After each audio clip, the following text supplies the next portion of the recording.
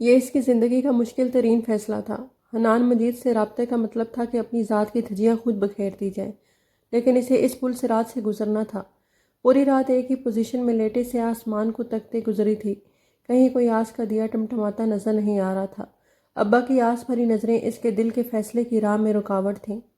ابا کی خاطر اسے یہ سب کرنا ہی ہوگا۔ فجر کی اذان کے ساتھ ہی بستر چھوڑتے ہوئے اس نے دل و دماغ میں جاری جنگ سے نظر چراتے ہوئے حتمی فیصلہ کیا تھا۔ جائے نماز پر بیٹھی تو کتنی ہی دیر اپنی سونی ہتھیلیوں کو دیکھتی آنسو بہائے گئی۔ زندگی کتنے رنگ دکھا چکی تھی اور کتنے رنگ اس کے لیے ابھی اپنے دامن میں سمیٹے ہوئے تھی۔ یہ قیاس سرائی قبل از وقت تھی۔ مجھے حنان مجید سے ملنا ہے، حنان مجید میر سے۔ اس کا وزٹنگ کارڈ تو تھا نہیں اس کے پاس، ہاں دفتر کی بلڈنگ وہی تھی، مجید انکل والی۔ ایڈریس بابا نے اسے اتنی اچھی طرح سمجھا دیا تھا کہ وہ بغیر کسی دقت کے اس وقت ریسیپشن پر کھڑی تھی۔ کس سلسلے میں؟ ریسیپشنسٹ نے پیشہ ورانہ مسکراہٹ چہرے پر سجائی تھی۔ پرسنل ایشو ہے۔ اس نے پیشانی پر آئے نمی کے قطرے ٹیشو پیپر میں جذب کیے۔ آپ کی کوئی اپائنٹمنٹ ہے کیا ان کے ساتھ؟ لڑکی ایک دم سنجیدہ ہوئی تھی۔ جی نہیں، لیکن آپ انہیں بتا دیں کہ اس کے لبوں کی بات ادھوری رہ گئی۔ آفس کا دروازہ کھلا تھا اور اندر سے دو خوش پوش اور خوش مزاج افراد برآمد ہوئے۔ حنان مجید کو دیکھ کر اس کے دل کی دھڑکنیں ایک بار پھر منتشر ہوئی تھیں۔ میں نے بہت بڑی غلطی کی ہے۔ اس کا بس چلتا تو وہیں کھڑے کھڑے غائب ہو کر اپنی اس غلطی کا ازالہ کر دیتی۔ سر، یہ محترمہ آپ سے ملنا چاہتی ہیں۔ حنان اپنے مہمان کو الوداع کہہ کر پلٹا ہی تھا کہ ریسیپشن والی لڑکی نے اسے آگاہ کیا۔ جی، کس سلسلے میں؟ حنان نے ایک لمحہ رک کر اس کی شکل بغور ملاحظہ کی تھی۔ چہرے پر شناسائی کی کوئی رمق نہ جاگی۔ میں آپ سے اکیلے میں بات کر سکتی ہوں؟ اپنی خفت مٹاتے ہوئے اس نے قدرے ہموار لہجے میں کہا تو وہ ناسمجھی کے عالم میں اسے دیکھ کر رہ گیا۔ پروفیشنل لائف میں روزمرہ اس صورتحال سے گزرنا پڑتا تھا۔ عموماً جاب کے خواہش مند خواتین و حضرات جب کسی سفارش کے ساتھ اس کے پاس آتے تھے تو اکیلے میں ملاقات کی ڈیمانڈ کرتے تھے، لیکن اس لڑکی کے چہرے کے تاثرات اس کی اندرونی کشمکش کے آئینہ دار تھے۔ کچھ سوچ کر اس نے اپنے آفس کا دروازہ اس کے لیے وا کیا تھا۔ جی فرمائیے۔ ٹیبل پر اس کے مقابل بیٹھتے ہوئے وہ مطلب کی بات پر آیا تھا۔ میں عبیرہ اعتزاز ہوں۔ اس نے یوں بتایا جیسے عبیرہ اعتزاز ہونا کوئی جرم ہو۔ عبیرہ اعتزاز؟ مقابل کے لبوں نے اس کا نام دہرایا تھا۔ آنکھوں میں الجھن لیے اس نے اپنے سامنے سر جھکائے بیٹھی اس لڑکی کو دیکھا تھا اور اگلے ہی پل ذہن نے شناخت کے مراحل طے کیے تھے۔ کیسی ہیں آپ؟ جب پہچان لیا تھا تو حال احوال پوچھنا بھی لازمی تھا۔ عبیرہ نے جھکا سر اٹھا کر اس کی آنکھوں میں دیکھا۔ میں ٹھیک ہوں، ابا آپ کو یاد کر رہے تھے۔ ان کی طبیعت ٹھیک ہوتی تو وہ رابطہ کرتے آپ سے۔ اس نے ایک ہی سانس میں اپنی آمد کا مقصد بیان کیا۔ خیریت؟ وہ چونکا۔ کیا ہوا انہیں؟ 1 ماہ پہلے فالج کا اٹیک ہوا تھا۔ گھر کا ایڈریس آپ کو معلوم ہے نا؟ وہ غالباً اس کی آمد کو کنفرم کرنا چاہ رہی تھی۔ حنان نے بے اختیار اس بات میں سر ہلا دیا تھا۔ بابا کی زندگی میں کئی بار وہاں گیا تھا۔ راستے کون سا بدلتے ہیں۔ اوکے، میں چلوں گی، آپ کا کافی وقت لیا۔ وہ ایک دم سے کھڑی ہو گئی۔ وہ اس کی اچانک آمد پر اس قدر حیران تھا کہ اسے رسمی طور پر بھی روک نہ پایا۔ وہ جس طرح آئی تھی ایسے ہی چلی بھی گئی۔ وہ اضطراری انداز میں تیسری منزل پر موجود اپنے آفس کی کھڑکی کے پاس آ کر کھڑا ہوا تھا۔ بلائنڈز ہٹانے پر نیچے کا منظر واضح ہوا تھا۔ وہ روڈ پر کھڑی ٹریفک کے سگنل رواں کے تھمنے کے انتظار میں کھڑی تھی۔ حنان کو اپنی لاپرواہی پر افسوس سا ہوا۔ کم از کم وہ اسے ڈراپ تو کروا ہی سکتا تھا۔ اس سے پہلے کہ وہ ڈرائیور کو کال کرتا وہ اپنے روٹ کی بس میں سوار ہو چکی تھی۔ وہ گہری سانس لے کر ٹیبل تک پلٹ آیا۔ اس لڑکی کے کپ کپاتے لب اور اداس آنکھیں اسے ڈسٹرب کر رہی تھیں۔ بابا، آپ نے مجھے بہت بڑی مشکل میں ڈال دیا ہے۔ ریوالونگ چیئر کی پشت سے سر ٹکا کر آنکھیں موندے ہوئے اس نے مرحوم باپ سے شکوہ کیا تھا۔ ہر دن پچھلے دنوں کی نسبت زیادہ مصروف گزرنے لگا تھا۔ معاملات تھے کہ الجھے ہی جا رہے تھے۔ بہروز بھائی اور سمیر نے بابا کے ویل سیٹڈ کاروبار کو ڈبونے میں کوئی کسر نہیں چھوڑی تھی۔ کچھ انہیں ماما کی بھی شیئر تھی جو وہ اتنے عرصے اپنی منمانی کرتے رہے۔ حنان کو اچھی طرح یاد تھا کہ بابا اپنے آخری دنوں میں بارہا اس سے ان دونوں کے رویوں کی شکایت کرتے ہوئے لوٹ آنے کو کہتے رہے۔ وہ ہر بار ان سے جلد واپس آنے کا وعدہ کر لیتا، لیکن دیار غیر میں بھی بہت بکھیڑے تھے اس کی جان پر۔ یوں وہ آج کل کا کہتے کہتے اس دن پاکستان پہنچا جب بابا دنیا کی الجھنوں سے آزاد ہو کر اپنی آنکھیں ہمیشہ کے لیے موند چکے تھے۔ یہ اس کی زندگی کا سب سے بڑا شوق تھا جس سے نکلنے میں اسے مہینوں لگے۔ جب اس نے آفس جوائن کیا تو پتہ چلا کہ جو کچھ بابا کی زندگی میں ہو چکا تھا اب کے حالات اس سے بھی سوا تھے۔ اب تو ماما کو بھی ہوش آ گیا تھا۔ سمیر تو بے شک نا تجربہ کار تھا، لیکن بہروز بھائی کیوں سب سنبھال نہیں پائے یہ اس کی سمجھ سے بالاتر تھا۔ ہر کوئی اپنی زندگی میں مست اور مگن تھا، جو ہو رہا ہے جیسے ہو رہا ہے کی بنیاد پر زندگی گزارنے کا قائل۔ اگر کوئی مشکل میں تھا تو وہ حنان تھا، کچھ اس کی طبیعت میں احساس ذمہ داری تھی، تو کچھ بابا کی زندگی بھر کی محنت رائگاں نہ جانے کی چاہ۔ وہ گزرتے برسوں میں صحیح معنوں میں مشین بن کر رہ گیا تھا۔ کبھی اتنا وقت ہی نہیں ملا کہ فرصت سے بیٹھ کر زندگی کے کھاتے میں اپنے سود و زیاں کا حساب کتاب کرتا۔ ایک دادی تھی جو اس کو یوں دن رات ایک کرتے دیکھ کر کڑا کرتی، تو میرے مجید کا عکس ہے، اس کی طرح زمانے بھر کا غم سمیٹے ہوئے ہے اپنے اندر۔ وہ جھریوں زدہ ہاتھوں کے پیالے میں اس کا چہرہ تھام کر اپنے بیٹے کا چہرہ کھوجتی۔ آپ کو ابا سے بہت پیار تھا نا دادی جان؟ وہ ان کی جھلملاتی آنکھیں دیکھ کر سوال کرتا۔ اولاد سے کسے پیار نہیں ہوتا، اور وہ تو میرا ایک ہی بیٹا تھا۔ وہ اپنے تئیں اس کے بھول پن پر ہنس دیتی، اور وہ بے اختیار ان کا موازنہ اپنی ماں سے کرنے لگتا، جن کی آنکھوں میں اس نے آج تک ممتا کے یہ جھلملاتے رنگ نہیں دیکھے تھے۔ بہروز بھائی اور سمیر بھی تو ہیں ہر حال میں خوش رہنے والے۔ میں پتہ نہیں کیوں لوگوں سے اتنی توقعات وابستہ کر لیتا ہوں کہ پھر مطمئن نہیں ہو پاتا۔ وہ اس میں بھی خود کو قصوروار ٹھہراتا تھا۔ بہرحال اب وہ گزرے دنوں کی یہ ساری باتیں بھول چکا تھا۔ نہ صرف یہ سب کچھ بلکہ ساتھ ہی اپنی زندگی سے وابستہ ایک اور حقیقت کو بھی اکثر فراموش کر چکا تھا، جس نے اس دن اچانک اس کے آفس آ کر اپنے وجود کی پہچان کروائی تھی۔ وہ ابا کی ہر بات پر آنکھیں موند کر اعتبار کرتا تھا۔ اس دن اسے اچھی طرح یاد ہے، بابا نے کہا تھا، حنان میں تم سے تمہاری زندگی کا سب سے اہم فیصلہ کرنے کا اختیار مانگوں تو انہوں نے اپنی اسٹڈی میں اسے بلا کر ڈائریکٹ ہی استفسار کیا۔ میں نے آپ کو کبھی کسی بات کے لیے انکار کیا ہے کیا؟ اس نے الٹا سوال داغا۔ وہ تو ٹھیک ہے بیٹا، لیکن کچھ فیصلے ایسے ہوتے ہیں جو انسان اپنے دل کی مرضی سے کرنا چاہتا ہے۔ بابا ہچکچا رہے تھے۔ میرے دل کی مرضی آپ کی کسی بھی خواہش سے بڑھ کر نہیں، سو میرے عظیم والد محترم آپ حکم کیجیے۔ وہ گھوم کر ان کی کرسی کی پشت پر آ گیا۔ تم اعتزاز کی بیٹی سے شادی کرو گے؟ انہوں نے فوراً سوال کیا تھا۔ میں اور شادی؟ اس نے ان کی بات تو جیسے سنے ہی نہیں۔ اگر تمہیں اعتراض ہو تو کوئی بات نہیں۔ بابا کی آنکھوں کی جوت کچھ مدھم سی ہوئی تھی۔ بات اعتراض کی نہیں ہے بابا، ابھی میری تعلیم بھی مکمل نہیں ہوئی، میں نے کیریئر بنانا ہے ابھی۔ وہ آنکھوں میں الجھن لیے گھوم کر ان کے مقابل آ بیٹھا۔ اس کا بھی حل ہے، وہ پرسوچ انداز میں گویا ہوئے۔ ابھی ہم صرف نکاح کر لیتے ہیں، رخصتی کچھ سالوں بعد جب تم اسٹیبلش ہو جاؤ گے تب کروائیں گے۔ بابا کا ہوم ورک مکمل تھا۔ لیکن بابا ایسی بھی کیا ایمرجنسی ہے؟ اور ماما بھلا مانیں گی؟ اس نے ان کی توجہ ایک اور پہلو کی طرف دلوائی۔ خبردار اپنی ماما کے سامنے کوئی ذکر بھی کیا تو تمہیں معلوم ہے نا کہ وہ اعتزاز کے نام سے بھی خار کھاتی ہے۔ یعنی آپ میرا خفیہ قسم کا نکاح کروانا چاہتے ہیں؟ اتنی سنجیدہ گفتگو کے دوران بھی اسے ہنسی آ گئی۔ فی الحال کچھ ایسا ہی ہوگا۔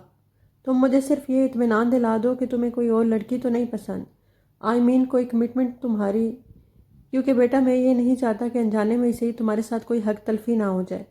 بابا نے بغور اس کا چہرہ جانچا۔ کمٹمنٹ تو میری کوئی نہیں ہے بابا، لیکن آپ ایک دفعہ پھر سوچ لیں۔ ماما سے اس بات کو چھپا کر آپ بہت بڑا رسک لے رہے ہیں۔ یہ بات ہمیشہ راز تو رہے گی نہیں، لیکن تب آپ کی ذمہ داری ہوگی ساری سچویشن کو ہینڈل کرنا۔ اس نے انہیں صورتحال کی نزاکت سے آگاہ کرتے ہوئے گویا فری ہینڈ دیا۔ Okay don't worry. وہ ایک دم پرجوش ہوئے۔ ابھی تو مجھے اعتزاز سے بھی بات کرنا ہوگی، اور اسے منانا تمہیں منانے سے کہیں زیادہ مشکل ہوگا۔ بھابھی کی اچانک وفات کے بعد سے وہ ابیرہ کی اثر ٹینشن لیے بیٹھا ہے۔ دور پار کے رشتہ داروں کے سوا اس کا کوئی نہیں ہے۔ آنسوؤں سے روتا ہے باقاعدہ بھابھی کو یاد کر کے اور ابیرہ کے مستقبل کا سوچ کے۔ اسے پتہ نہیں کیوں لگتا ہے کہ اس کی زندگی کے دن بھی بہت تھوڑے رہ گئے ہیں۔ ہر ایرے غیرے کو بلا لیتا ہے رشتہ دیکھنے کے لیے۔ انہوں نے اسے تفصیل بتائی جو اس نے قدرے غیر دلچسپی سے سنی تھی۔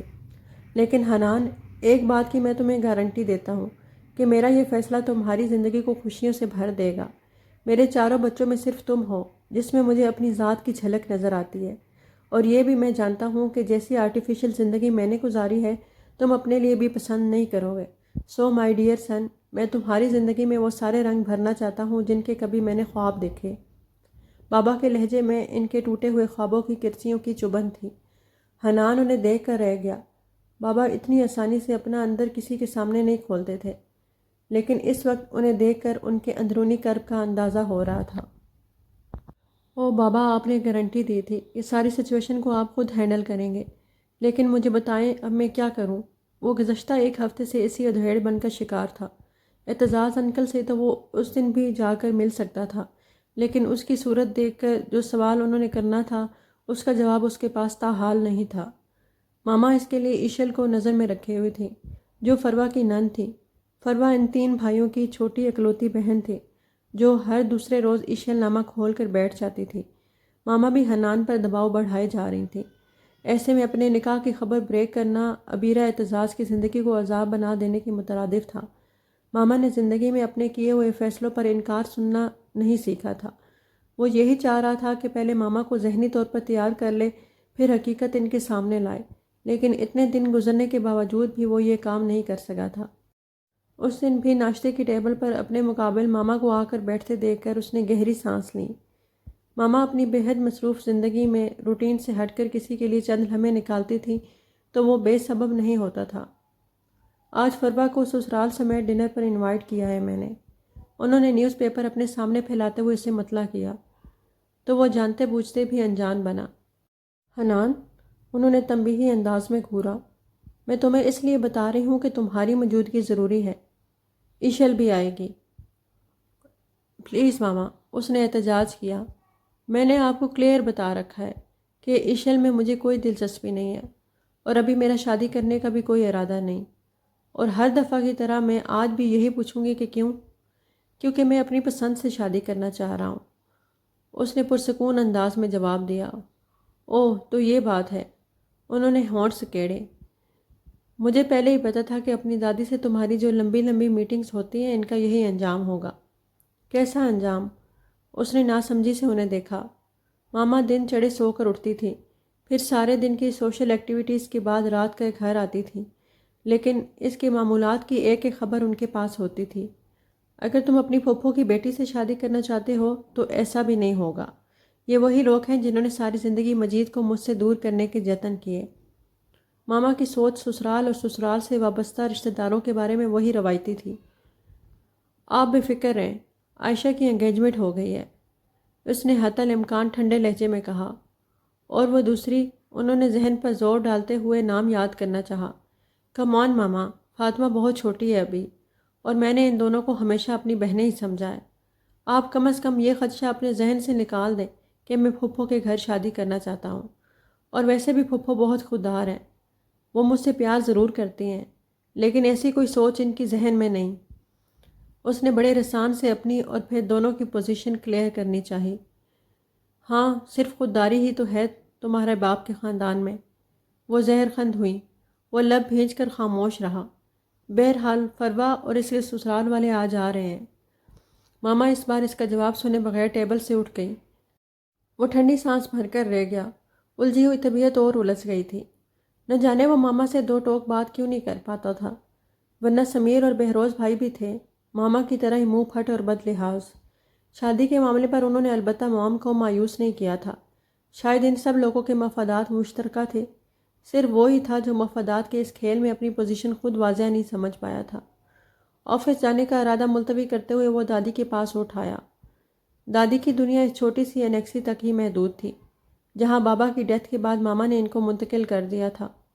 حنان نے اس پر بھی پرزور احتجاج بھی کیا، لیکن دادی نے خود ہی اس کو سمجھا بجھا کر ٹھنڈا کر لیا۔ اب بھی اس کے قدم انیکسی کی طرف بڑھ گئے، جو گھر کی مرکزی عمارت سے ہٹ کر لان عبور کر کے دوسری طرف ذرا سے پیچھے تھی۔ آ گیا میرا بیٹا؟ دادی کی آنکھیں اس کو دیکھتے ہی روشن ہو جاتی تھیں۔ جی دادی۔ وہ ان کی گود میں سر رکھ کر تخت پر نیم دراز ہو گیا۔ انہوں نے جھک کر اس کی پیشانی پر پیار کیا۔ آج صبح سے میرا دل تیرے لیے پریشان تھا۔ اچھا پھر آپ نے مجھے کیوں نہیں بلوایا؟ اس لیے کہ مجھے پتا تھا کہ تو خود آئے گا۔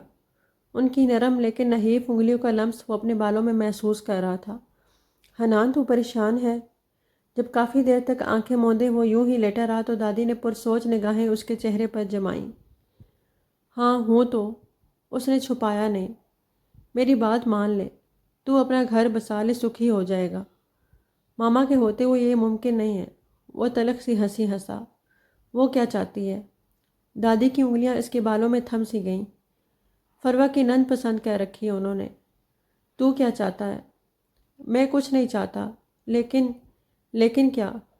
دادی نے اس کی ادھوری بات مکمل ہونے کا انتظار کیے بغیر سوال کیا، حنان تو کچھ بھول تو نہیں رہا؟ ان کی آواز آہستہ ہو گئی۔ حنان نے پٹ سے آنکھیں کھول دیں۔ دادی آپ کو معلوم ہے؟ وہ ایک لمحہ کے 1000ویں حصے میں جان گیا کہ ان کا اشارہ کس طرف ہے۔ ہاں، مجید مجھ سے کچھ نہیں چھپاتا تھا۔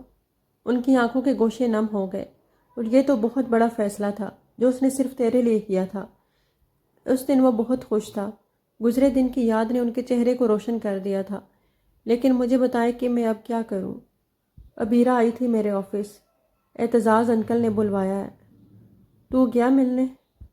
کہاں جا سکا ہوں دادی، یہی تو مسئلہ ہے کہ ان سے جا کر کیا کہوں گا۔ وہ دل کا بوجھ ہلکا کرنے کو بالآخر تیار ہو گیا۔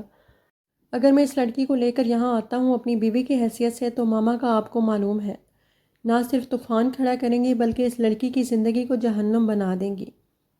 اور دوسری طرف اگر میں نکاح کی طرح رخصتی بھی خاموشی سے کروا کر اسے الگ گھر میں رکھوں تو بھی یہ بات زیادہ عرصے تک چھپی نہیں رہ سکتی۔ اور ویسے بھی میں یہی چاہوں گا کہ جو مقام بہروز بھائی اور سمیر کی بیویوں کا اس گھر میں ہے وہی میری بیوی کو بھی ملے۔ اگر ماما اسے قبول نہیں کریں گی تو باقی لوگوں کے رویوں کی کیا گارنٹی ہے، اور میں کم از کم یہ برداشت نہیں کروں گا۔ لیکن حنان تو اعتزاز کے پاس فوراً چلا جا، اس کی طبیعت زیادہ خراب ہوگی، ورنہ وہ یوں ابیرہ کو تیرے آفس نہ بھیجتا۔ دادی کے لہجے میں تشویش تھی۔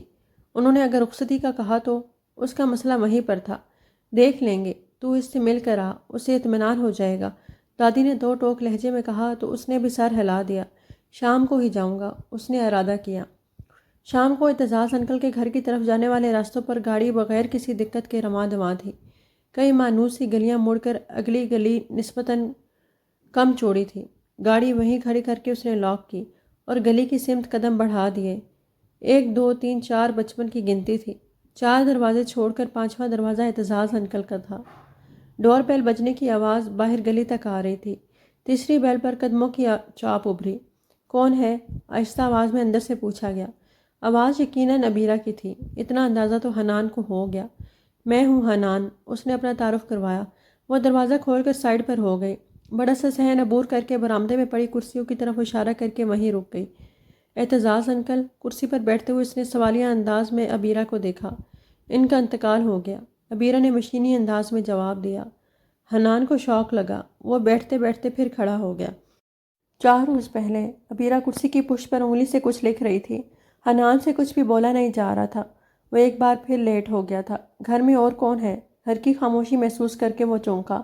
کوئی نہیں۔ ابیرہ کے گلے میں پھندا سا لگ گیا۔ اعتزاز انکل کی کہانی بابا نے سنائی تو تھی۔ سوتیلے بہن بھائی اور دور پار کے رشتہ دار سبھی خود غرض تھے۔ اسے یقین آ گیا۔ رات میں پڑوس سے آپا جی آ جاتی ہیں جنہوں نے مجھے قرآن پاک پڑھایا تھا۔ بمشکل اس نے بات پوری کی۔ وہ کرسی پر گرنے کے سے انداز میں بیٹھ گیا۔ ذہن کئی اطراف میں گردش کر رہا تھا۔ اگر اس لڑکی کا اور اپنا رشتہ بھول بھی جائے تو اعتزاز انکل کی بیٹی کو بھی وہ یوں اکیلا نہیں چھوڑ سکتا تھا۔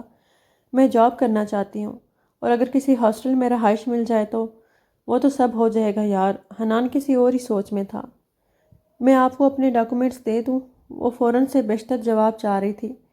کیا پتہ یہ ایک بار سے چلے گئے تو پھر آئیں گے بھی یا نہیں آئیں، اس لیے وہ کسی قسم کا رسک نہیں لینا چاہتی تھی۔ یہ الگ بات کہ اس کا مسئلہ بھی صرف وہی حل کر سکتا تھا۔ ٹھیک ہے، دیکھتے ہیں۔ آپ تیاری کر کے رکھیے گا۔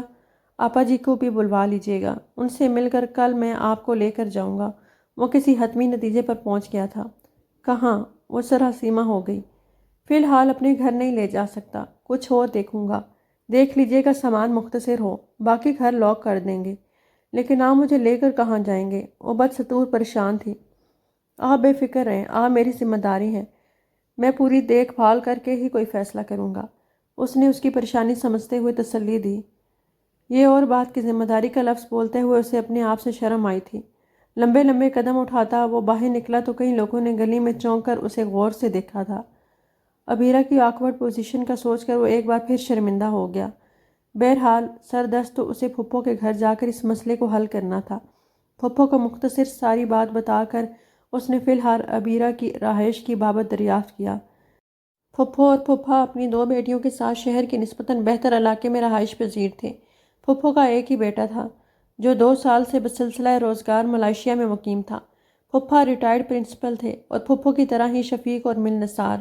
حنان کی زبانی پورا قصہ سن کر انہوں نے پہلے تو اس کی لاپرواہی اور غفلت پر شدید افسوس کا اظہار کیا، اور پھر پھپھو سے کہا کہ حنان کے ساتھ جا کر کل وہ خود عبیرہ کو لے کر آئیں تاکہ اس کی عزت نفس بھی مجروح نہ ہو۔ حنان کے سر سے ایک بڑا بوجھ سرک گیا تھا، لیکن ابھی اسے بہت کچھ کرنا تھا۔ زندگی کی ترجیحات کو از سر نو ترتیب دے کر اس نے بہت سی چیزوں کا ازالہ کرنا تھا۔ میں نے تمہیں ڈنر کے متعلق بتایا تھا نا؟ رات کے جب وہ گھر لوٹا تو مما لاؤنج میں ہی اس کا انتظار کر رہی تھی۔ ان کے چہرے کے تاثرات ان کی شدید ناراضی کا احساس دلا گئے۔ میں بزی تھا، وہ یہی کہہ پایا۔ وہی تو پوچھ رہی ہوں کہ کہاں بزی تھے؟ آفس سے تو تم دوپہر کو ہی اٹھ آئے تھے۔ ماما کی اطلاعات اس کے متعلق ہمیشہ اپ ٹو ڈیٹ ہوتی تھی۔ ماما میری پرسنل مصروفیات بھی ہوتی ہیں۔ اس نے سوچا کہ تحمل سے کام لے گا، لیکن ماما کی جرا سے چڑ گیا۔ حنان، تم اپنے بابا کی طرح بہت کچھ مجھ سے چھپانے لگے ہو۔ ماما جہاں دیدہ تھی، گہری جانچتی ہوئی نگاہ اس پر ڈال کر انہوں نے ٹھنڈی سانس بھر کر نتیجہ اخذ کیا۔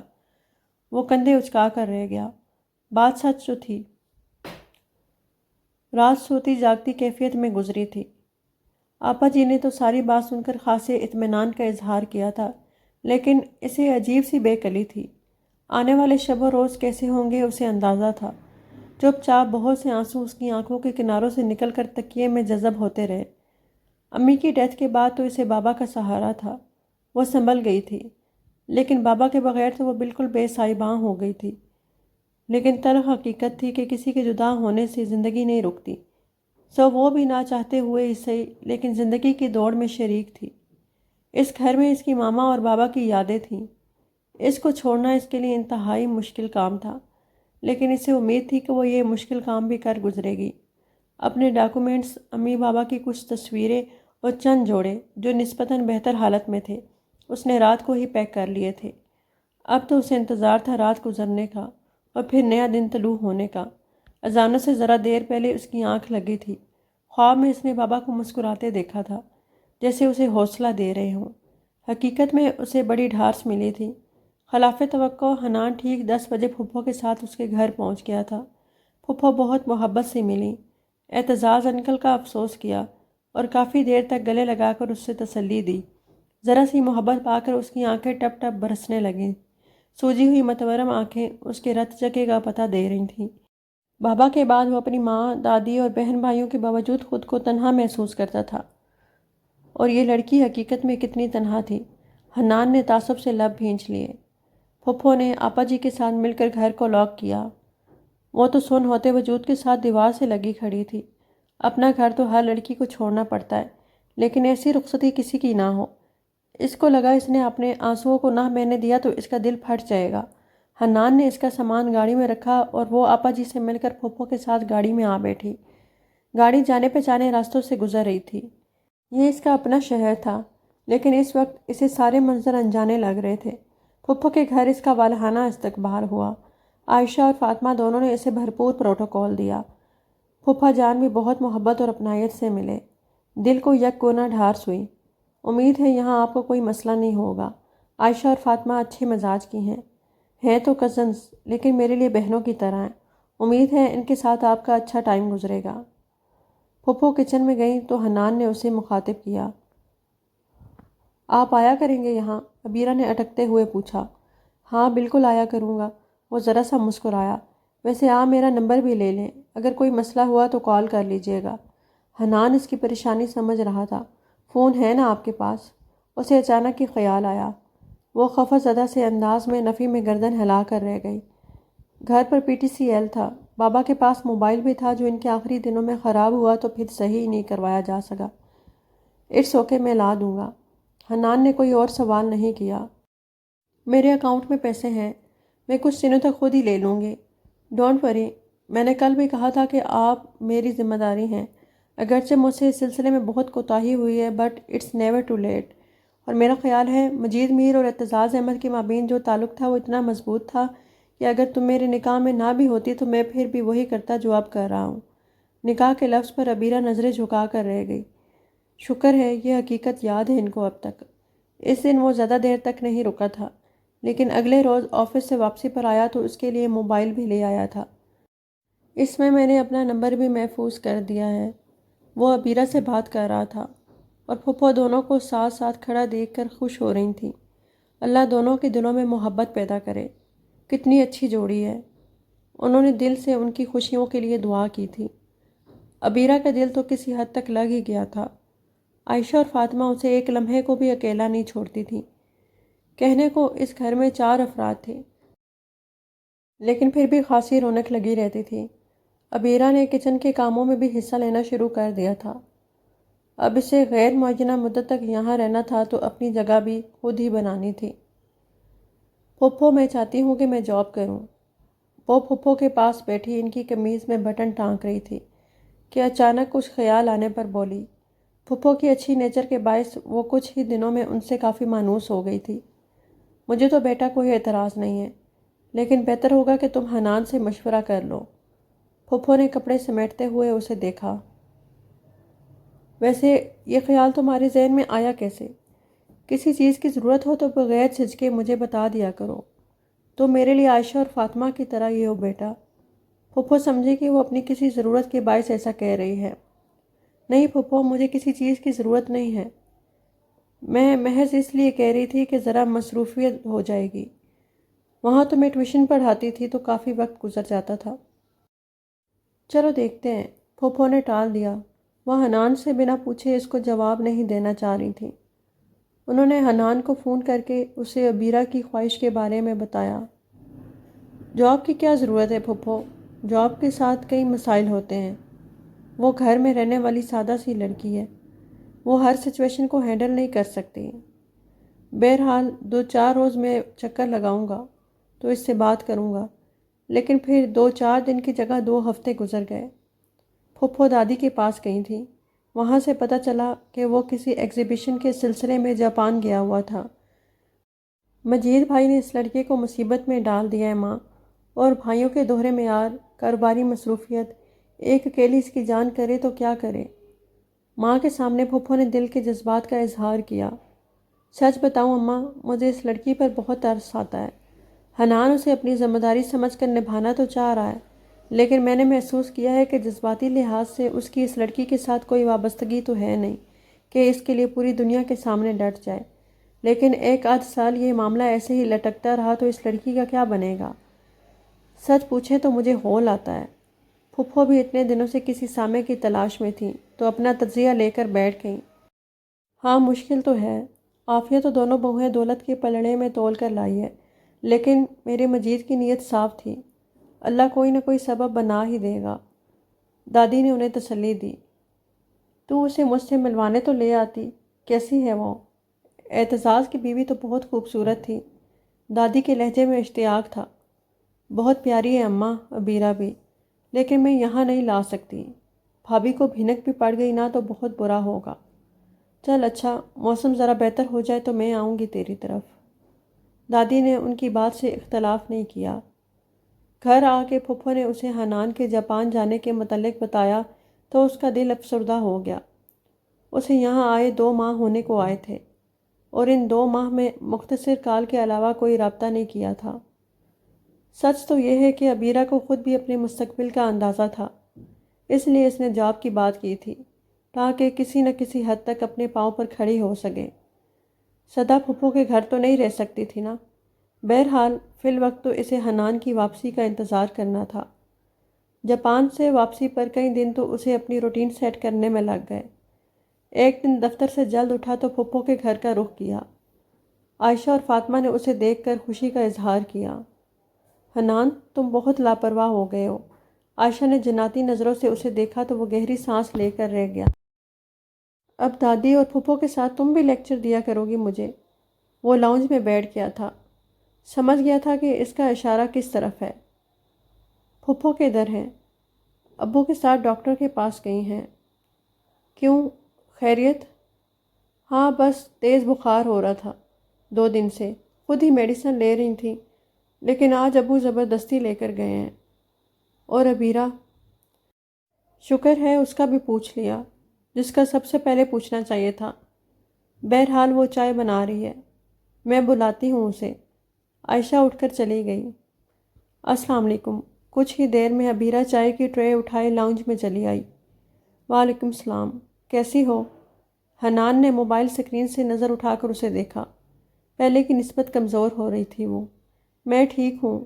وہ ٹیبل پر چائے رکھ کر پلٹنے لگی کہ حنان نے اسے آواز دے ڈالی۔ کہاں جا رہی ہو؟ بیٹھو یہاں۔ جی۔ وہ کسی معمول کی طرح اس کے مقابل آ کے بیٹھ گئی۔ تم جاب کرنا چاہتی ہو؟ جی، سوچ تو رہی ہوں۔ کیوں کرنا چاہتی ہو؟ کوئی فائنینشیل پرابلم ہے؟ اس نے چونک کر حنان کو دیکھا۔ اپنا فیوچر کسی حد تک سیکیور کرنا چاہتی ہوں۔ اس نے سوچ رکھا تھا کہ دو ٹوک بات کرے گی۔ تمہارا ماسٹرز کس سبجیکٹ میں ہے؟ حنان نے پرسوچ نظریں اس کے چہرے پر جمائیں، جیسے اس کی بات کی تہہ تک پہنچ گیا ہو۔ ماسٹرز تو نہیں، گریجویشن کی ہے۔ وہ شرمندہ ہو گئی۔ بابا کی بیماری کی وجہ سے اس نے گریجویشن بھی جیسے تیسے مکمل کی تھی۔ اوکے، پھر پہلے تو تم ماسٹرز کرو گی، کیونکہ گریجویٹ کی بنیاد پر تو تمہیں کوئی اچھی جاب نہیں ملے گی۔ حنان نے فوراً فیصلہ سنایا۔ ڈن ہو گیا۔ پھر میں انفارمیشن لے لیتا ہوں کہ ایڈمیشن کب ہوں گے۔ ماسٹرز تو میں پرائیویٹ بھی کر سکتی ہوں۔ اسے حنان کی اپنے متعلق فیوچر پلاننگ مایوس کر گئی تھی۔ ایک دفعہ بھی تو اس نے اسے آئندہ زندگی کے حوالے سے کوئی امید نہیں دلائی تھی۔